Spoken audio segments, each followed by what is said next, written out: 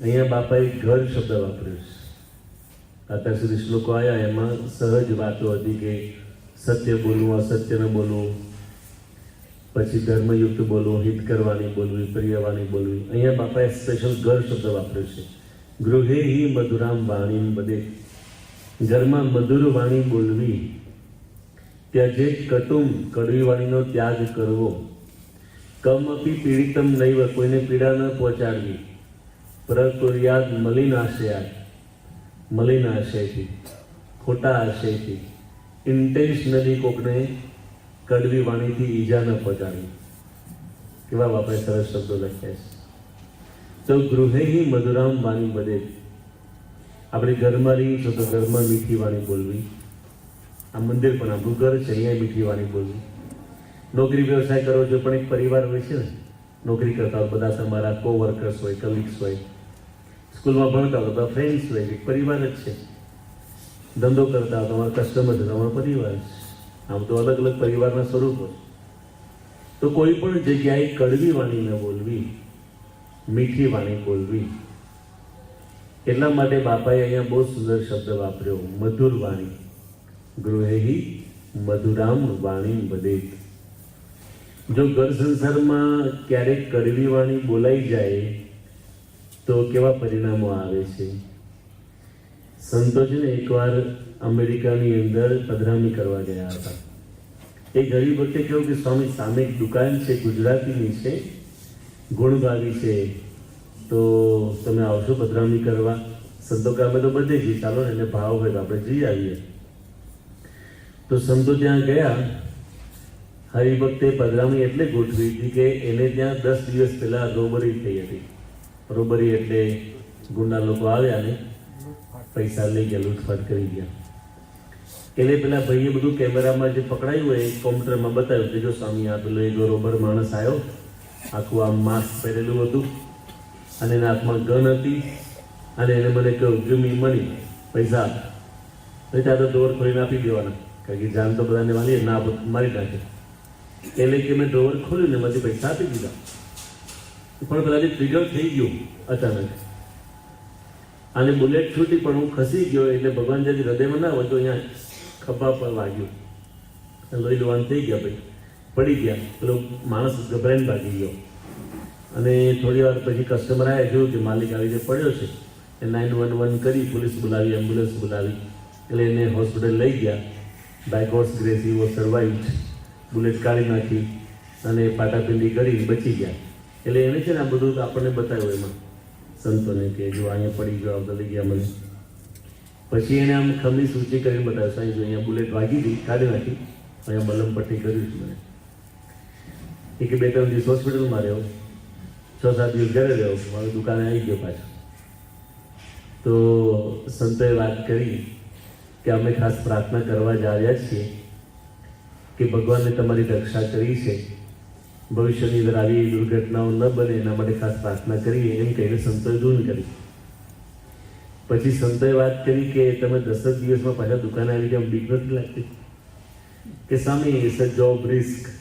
Job risk તો બધે જ હોય ને, પાયલોટ હોય એને રિસ્ક નથી, પાયલોટ એને પણ રિસ્ક છે, પછી ટ્રેન ચલાવે એને પણ રિસ્ક છે, બસવાળાને કેટલા એક્સિડન્ટ થાય છે, રિસ્ક તો બધે જ હોય. It's part of life. પણ વાંધો નહીં ભાઈ, રોજ આવી જશે, 10 દિવસ સારું થઈ ગયું, રોજ આવી જશે. પછી સંતોએ વાત કરી કે ભારતમાં તમે કયા ગામના? તો એને સુરત બાજુ એક ગામનું નામ કહ્યું. એટલે સંતો તો બધે વિચારમાં જતા હોય, એ ગામમાં પણ સંતો કથા કરવા ગયા હતા. એટલે સંતોએ કહ્યું, ઓ તમે એ ગામના છો? અમે એ ગામમાં ગયા હતા કથા વાર્તા કરવા. અને પછી એક ભરીને ત્યાં પધરામણી કરવા ગયા હતા, એ માણસને ત્યાં બહુ સારા માણસ હતા, એનું નામ આપ્યું કે પેલા ભાઈને ત્યાં પણ અમે પધરામણી કરવા ગયા, તમે ઓળખો ગામના? આવું કહ્યું ને એટલે પેલા ભાઈ છે ને એનું નામ સાંભળીને ગુસ્સે થઈ ગયા. એ કે સ્વામી એ ભાઈને મને બોલતા જ નહીં. સંતો કે કેમ, તમારો દુશ્મન છે કે ના? તમારી સાથે પાર્ટનરશિપમાં તમે દગો આપ્યો હોય એવા છે કે ના? તો એનું નામ કેમ નહીં બોલાવું? કોણ છે તમારા? એ કે મારા સગા મોટા ભાઈ છે. તો સગા મોટા ભાઈનું નામ તમારે કેમ નહીં બોલવાનું? તો એ ભાઈએ વાત કરી કે સ્વામી આજથી 20 વર્ષ પહેલા અમારા ઘરમાં લગ્ન પ્રસંગ હતો અને મારાથી ઢોળાઈ ગઈ, ભૂલ થઈ, તો મારા મોટા ભાઈએ બધાની વચ્ચે મને જે ખખડાઈ નાખ્યો, અને ખખડાવતા પહેલા એને સુરતી ભાષામાં મંગલાચરણ કર્યું, અને અપશબ્દો બોલ્યો, ગાળો બોલ્યો, અને બધાની વચ્ચે બહુ કડવી વાણી એને ઉચ્ચારી. એટલે મારું હૃદય તૂટી ગયું. લગ્ન પ્રસંગ મેં સાચી લીધો. પછી હું ઘરેથી નીકળી ગયો, બીજે ઘર રહેવા ગયો. પછી કે મારે અમેરિકા આવવાનું છું, પછી અહીંયા સેટલ થયો. 20 વર્ષથી અમે ફોનમાં વાત નથી કરી. ત્યારે સંતોને ખબર પડી કે 10 દિવસ પહેલા પેલી બુલેટ વાગી હતી ને, બંદૂકની ગોળી, એની રૂજ આવી ગઈ. 20 વર્ષ પહેલા જે શબ્દોની બુલેટ વાગી હતી ને, એની રૂજ નહોતી આવી. શબ્દ શબ્દ તું ક્યાં કરે, શબ્દ કો હાથ ન પાવ, એક શબ્દ ઔષધ કરે, એક શબ્દ કરે ઘાવ. આપણી વાણી ઔષધિનું કામ કરે છે કે પછી ઘાનું કામ કરે છે, એ જોવું પડે. તો ઘણી વખત આવી રીતે કોઈક શબ્દ બોલે ને, એના ઘા થઈ જતા હોય છે. વૈજ્ઞાનિકોએ રિસર્ચ કરીને એક તારણ આપ્યું છે કે આપણી જીભ ઉપર કંઈ વાગે ને, ઘણી વાર જમતા જમતા કચરાઈ જાય, છાલા પડી જાય, એની પર સૌથી જલ્દી રૂજ આવે છે. કારણ કે અંદર સલાઈવા છે, લાળ છે, એ પણ એક ઔષધિ છે. જીભ ઉપર કંઈ ઘા વાગે એની સૌથી વહેલી રૂજ આવે. હાથમાં પગમાં વાગ્યો તો થોડા દિવસ થાય, જીભની તરત રૂજ આવી જાય. પણ જીભથી જે ઘા થયા હોય, આખી જિંદગીની રૂજ ના આવે. જીભે કરીને જે શબ્દો બોલી એનાથી જે સામેવાળાને ઘા પડે ને, એ ભલો માણસને તો માફી આપી દે પણ ભૂલે નહીં. આપણે કોકને કંઈ એવા શબ્દ મારીએ, કડવી વાણી ઉચ્ચારીએ, તો સામેવાળો માણસ સજ્જન હોય તો કદાચ લેટગો કરે, પણ ભૂલાતું નથી. હમણાં અમે એક જગ્યાએ પારણ કરવા ગયા હતા, અને ત્યાં આ જ બધી સત્સંગ દીક્ષાની વાતો હતી. પછી એક વડીલ હતા ને, એ મળવા આવ્યા. એ કે સ્વામી તમારી વાત સાચી છે, મારા ઘરમાં આવું થયું. શું થયું? તો એને વાત કરી કે સ્વામી તમે આ પ્રસંગ બધે કહેજો, એટલે એની પરમિશન સાથે કહું છું. ગામનું નામ લીધા વગર, ભાઈનું નામ લીધા વગર. પણ એને કહ્યું કે સાહેબ અમારા ઘરમાં એવું થયું. એના જે પુત્રવધુ હતા ને, બહુ સારા સેવા કરે, રસોઈ સારામાં સારી બનાવે, અને સાફ સફાઈ બધી વ્યવસ્થિત કરે, પણ થોડો ઊંઘવાનો સ્વભાવ. હવે હોય એમાં કંઈ વાંધો નહીં, અમુક યુવા અવસ્થામાં ઊંઘ વધારે આવે. જોજો, યુવાનો છે ને મોડા ઉઠે, વડીલો વહેલા ઉઠી જાય, કારણ કે ઉંમર થાય ઊંઘ આવે નહીં આમે. એટલે વડીલો શું કે આ યુવાન બહુ ઊંઘ કરે, તો ઊંઘે તો યુવાની છે બિચારા, અને વડીલોને ઊંઘ ના આવે એટલે વહેલા ઉઠી જાય. એટલે બધા સસરા છે ને ખોચા કરે, બહુ છે ને ઊંઘણસી છે, આળસુ છે. હવે કામ તો બધું કરતા હતા, ઘરની સ્વચ્છતા કરવી, વાસણો ટકવા, રસોડું ચોખ્ખું રાખવું, રસોઈ વ્યવસ્થિત સારી બનાવવી, બધું કરતા. સત્સંગી, પૂજા પાઠ બધું. એટલે સસરાના મનમાં થયા કરે કે આ ઊંઘ બહુ કરે, કારણ કે બપોરે જમવાનું પતે પછી સુઈ જાય, રાતે જમવાનું પતે તો પછી સુઈ જાય. હવે સુઈ જાય તો ખોટું શું છે? આમ જોવા જઈએ, જ્યાં જ્યાંથી સોશિયલ મીડિયા પર એક્ટિવ હોય કે ઘરે પિયરમાં વાતો કર્યા કરે, તો તમે કંઈ ટકોર કરો કે ભાઈ આટલું બધું તમે ઉપયોગ કરો ફોનનો, એ પણ પ્રેમથી આપણે કહેવાય. પણ હવે સુઈ જાય તેમાં પ્રશ્ન શું છે? તો બધા સસરાના મનમાં રહ્યા કરે કે લાગ આવે ને તો હું જરા બહુને ખખડાવું. અહીં યજ્ઞ પુરુષ દાસજીને મળ્યા ત્યારે તેમણે કહ્યું, ભગતજી નડિયાદ હશે, મારે નડિયાદ જાઓ. એમ કહી મહારાજની પ્રસાદીનો મોગરાની કડીનો હાર તથા એક તુંબડી તેમને આપ્યા, અને કહ્યું, ભગતજી મહારાજને મારા વતિયા પહેરાવજો અને આ તુંબડી ભેટ આપજો. આ બંને વસ્તુઓ લઈ દાજીભાઈ તથા ઝવેરભાઈ નડિયાદ આવ્યા. અહીં ખબર પડી કે ભગતજી વડોદરા છે, એટલે અહીંથી તેઓ વડોદરા આવ્યા, અને સાથે દત્તરામ બારોટ પણ આવ્યા. વડોદરાના હરિભક્તોને થયું કે ભગતજી કાલે ચારસદ પધાર્યા છે, એટલે ત્યાંથી નીકળી શિવશંકર સાથે ચારસદ આવ્યા.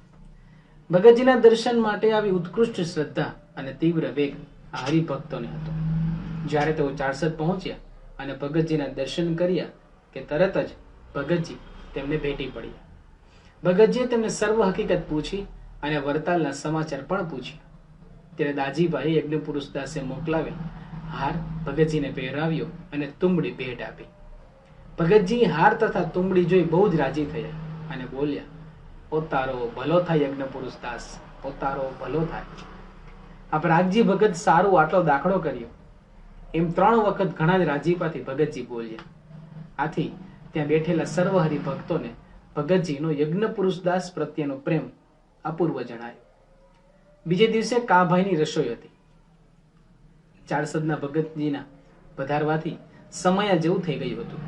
તમામને જમાડી વરતાલ જવા સૌ તૈયાર થયા. ચારસદથી નીકળી ભગતજી મહારાજ તથા સર્વ મંડળ અટલાદર આવ્યું અને ત્યાં રેલવે સડકની બાજુએ અને વડોદરાના રસ્તે ડાબી કોરે ઉગમણી બાજુએ મોટા મહાદેવ છે તેને ઓટલે સૌ રાત રહ્યા. પછી પાછલી રાતના ઉઠી વડોદરા મોટા સ્ટેશને આવી સૌ ગાડીએ બેઠા. ભગતજી તથા સર્વ મંડળ બોરિયાવી સ્ટેશને ઉતર્યા. અહીં વિજ્ઞાનદાસ મહાપુરુષદાસજી તથા બીજા હરિભક્તોને દર્શને આવ્યા. તે સૌને બારોબાર વડતાલ વિદાય કર્યા અને પોતે મંદિરેથી મોકલાવેલ ગાડીમાં વડતાલ જવા રવાના થયા. વડતાલમાં યજ્ઞપુરુષ દાસે જાણ્યું કે ભગતજી પધારે છે એટલે તે તથા ભક્તિ જીવનદાસ બંને સામા સોનાર ફૂઈ સુધી ગયા અને ભગતજીના દર્શન કરી દંડવત કરી રાજી થયા. પછી ભેગા ચાલ્યા. ઉગમણી બેઠકથી આ બંને સાધુઓને ભગતજીએ આગળ જવા આજ્ઞા કરી અને પોતે હરિભક્તો સાથે મંદિરમાં આવી સભા મંડપની પાછળ ઘંટવાળી ધર્મશાળા છે તેને મેળે ઉતર્યા અને સૌને દર્શનનો લાભ આવ્યો. પોતે ઠાકોરજીના દર્શન કરી કોઠારી ગોવર્ધનભાઈ પાસે આવ્યા અને તેમને મળ્યા, પરસ્પર સમાચાર પૂછ્યા અને રાજી થયા. પછી પોતાને ઉતારે રાત્રે ખૂબ વાતો કરી.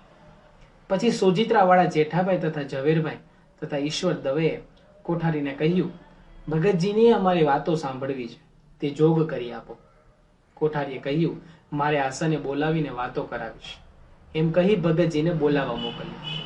એટલે ભગતજીએ કહેવરાવ્યું કે હમણાં મારે ગોપાળાનંદ સ્વામીને આસને કથા કરવા જવાનું છે, તેથી નિયમ કરીને ત્યાં આવીશ. પછી ભગતજી તમામ મંડળ સાથે ત્યાં ગયા અને ત્યાં કથા વાર્તા કરી. યજ્ઞપુરુષ દાસજી સાથે હતા. અત્રે કથા થયા પછી ગોવિંદ સ્વામી, ભંડારી અક્ષરપુરુષદાસ, કુંજવી હરિદાસ, નંદકિશોરદાસ વગેરે યજ્ઞપુરુષ દાસજીને જોઈને તેમના તથા ભગતજીના બીજા શિષ્યો વિરુદ્ધ ભગતજીને ઘણી ફરિયાદ કરી અને કહ્યું, તમારા શિષ્યો તો બહુ છક્યા છે અને કહે છે કે અક્ષરધામની કૂંચી ભગતજીને હાથ છે અને તેમને જ મોક્ષનું દ્વાર સમજે છે. ગોમતી કાંઠે કુવા તળાવ બેઠક બધે જાળવે અને પાંદરે તમારું જ ભજન થાય છે. આવી વાત સાંભળી ભગતજીએ કહ્યું, હું તેમને બધાઈને સમજાવીશ અને કંઈક રીતમાં વર્તે તેમ કહીશ.